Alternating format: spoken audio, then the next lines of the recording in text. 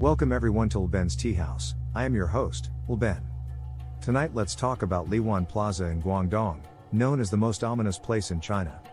Located on the bustling Shangjiu Road in Guangzhou, it was originally a typical commercial district. The developers of Guangjian Group took pride in it, even inviting the mayor of Guangzhou, Zhu Senlin, to provide a handwritten inscription. Mayor Zhu's calligraphy is impeccable, but the font style is more suitable for writing than for being made into a three-dimensional relief. When viewed from certain angles in front of the plaza, the apostrophe character of apostrophe plaza looks like apostrophe poetry venue. This sparked heated discussions among the public, leaving the developers in a difficult position. What's puzzling is that the shops opened a little fanfare, with even rentals proving to be a challenge, which is highly unusual for a commercial area in the city's core. This situation persisted for 3 years, leading to financial issues that caused Guangjian Group to halt the development process. When you search for Liwan Plaza online, you'll find a plethora of rumors ranging from the plaza changing hands multiple times to private developers dying unexpectedly. None of which are based on fact. In truth, Liwan Plaza was only transferred once and is now handled by Sui Nan Real Estate, which is under the Hong Kong Southern Group. As we all know, whether it's a small family home or a large real estate investment, feng shui is an important consideration. This is especially true in places like Hong Kong, Taiwan, and even Singapore, where geomancy and fortune telling are taken very seriously. After the Hong Kong investors took over, they brought in several feng shui masters for consultations, which revealed that nearly all unfavorable feng shui elements were present here. The flawed design caused disputes among property owners once they discussed it at home, and naturally, no one dared to make a purchase. Now that the problem has been identified, the solution is the 8 coffin wealth formation. Speaking of the renovation of Liwan Plaza, many of you may have heard it likened to a coffin, and the developer's strategy was to fight poison with poison. 8 empty coffins were set up at the base of the 8 high-rise buildings, in which statues representing the 9 heavens and 9 earths, such as the vermilion bird and hook dust, were placed. The aim was to utilize the dome on top of the mall, sealing any so-called resentment within it. There's been skepticism about whether this resentment should be removed, but in truth, a stabilizing energy method was used, meaning that both prosperity and resentment were confined. As a result, passers-by harboring dissatisfaction would more easily trigger negative emotions when passing through this place, which has led to some unfortunate incidents. As you may know, Liwan Plaza has become a hotspot for suicides in Guangdong province. Recently, an increase in suicides paradoxically led to a boom in the plaza's commercial activities, as the configuration of those 8 coffins transformed into a means of gathering wealth. After the transformation, Liwan Plaza quickly sold out and became the commercial focus of Guangzhou's old Zigan area. Despite rumors that Liwan Plaza's business was flagging, on the verge of collapse, those stories are entirely fabricated. Both small businesses, such as the Hao Yin Market and Jinyu Western Restaurant, and large enterprises like Green Hawk Pavilion Coffee and Xieheng Mobile Chain, all started at Liwan Plaza and expanded nationwide. People might question the ethics of such practices, but the use of feng shui to change one's fate has a long history.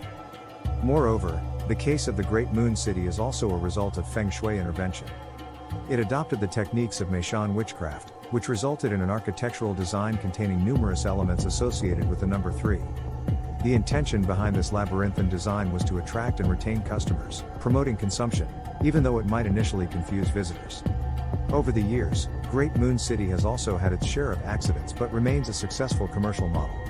Eateries like Happy to Meet You restaurant and hotpot places frequently see a gold rush. Let me share with you a bold speculation today. Regarding the recent incident at Tianjin's Great Moon City, I began to wonder whether it was due to the influence of an ancient tree causing hallucinations in the father of the 2 children, which ultimately led to the tragedy. But let's not dwell on that. You might ask, do I have any basis for my musings? Indeed, there is a story. My friends know that in order to work on this show, I've put aside many other business ventures, one of which is the curio trade. Fortunately, I have a longtime friend who has been handling these matters for me, and an incident occurred involving him. Back in 2013, the amber trade was booming in Liwan Plaza, and I told him, amber is very hot right now, go take a look. His name is Fu Zhao, a bachelor at the time, jumped at the chance for a trip. To save on expenses, I bought him a hard seat train ticket, and off he went. After resting at his destination, he went directly to Liwan Plaza first thing the next morning, visiting shop by shop. By 8 p.m., as stores were about to close and merchants preparing to shut down, Fu Zhao was on the -1 level. He recalls it clearly because the escalators had already stopped. But wanting to make the most of the rare opportunity, he lingered a bit longer if he saw something interesting. Suddenly, the lights on -1 went off, but it was not entirely dark as the lights from above were still on. He walked towards the exit but couldn't find the escalator, though he wasn't worried. As he walked, a tall woman with long yellow hair, curled into waves, appeared in front of him. Although Fu Zhao had more curiosity than courage, he just wanted to get a glimpse of the beauty, so he hastened his steps and pretended to look back. As he passed by, the lights upstairs went out floor by floor, until only the ground floor was lit. He realized something was wrong and quickly passed by the woman. When he glanced back, he was terrified to see that her front and back faces were the same. He hurried to the escalator which now, curiously, was operational despite being shut down before. He ran like mad to the ground floor, where a security guard, seeing his panic, pushed him out without listening to his explanations, muttering something in Cantonese that Fu Zhao didn't understand, which roughly meant "don't talk to me." In a state of confusion, Fu Zhao hailed a taxi. The driver, noticing his emotional state, asked what had happened, and Fu Zhao recounted the incident. The driver immediately pulled over and explained that a few days earlier, a girl with yellow hair had jumped from the 5th floor after an argument. Whether true or not, or perhaps just a story concocted by Fu Zhao to trick me into buying him a plane ticket, I cannot be certain. Regardless, he flew back the next day and swore never to look back at a girl again. That's the end of today's story, which isn't much of a story but something that just came to mind. Today let's talk about Feng Shui. Some people ask if I understand Feng Shui, and I have to tell the truth, I don't. Although I'm not knowledgeable about Feng Shui, I do have a connection with those who are. You may have watched the TV drama The Mystic Nine, featuring the characters Zhang Defu Pai and Yue Hong who seem quite remarkable, but that is, after all, artistic embellishment. Such characters do not exist in reality. However, when I say I share a school with those who practice Feng Shui, that's true and it's a tradition that has continued from ancient times to the present. In the past, those who made a living in the pugilistic world, what we call wind whisk and sparrowhawk, could make big money. Especially the so-called inner 4 gates, a single deal could sustain them for several years. Simply put, the secret of their success relied on some deceitful practices, which we won't detail in today's program. Besides the 4 gates, there are also the so-called outer 8 gates, such as gold urn color hanging and leather ball on willow. These skills have been passed down orally through generations in the pugilistic world, without written records. You've probably heard the old saying about gold urn color hanging that it all depends on talking, where urn refers to storytellers like us, and color refers to ancient Chinese colored tricks, what we call magic today.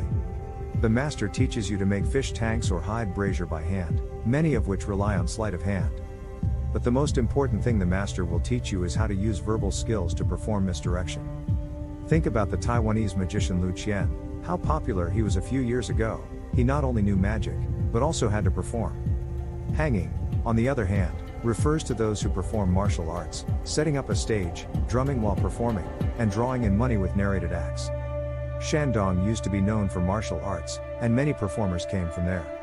What I want to say is, just practicing martial arts without being able to speak is not enough, and just speaking without practicing martial arts won't work either. Both are indispensable. For example, in shooting performances, bold and powerful words are used to showcase martial arts skills, but earning money still depends on the mouth. You need to attract a crowd with a single call outside, and without speaking a few clever words, it's not impressive, and earning money is difficult. The Gold Gate involves fortune telling, face reading, and setting Feng Shui, all of which are skillful work. In general, the meaning of Feng Shui is to make your environment appear more harmonious. Whether it's living homes or graves, one should not overly believe in Feng Shui. There's an old saying, a Feng Shui master points east and points west, but they haven't really pointed out many prominent figures. So, as the old advice goes, do good deeds without asking about the future. This is my advice to everyone.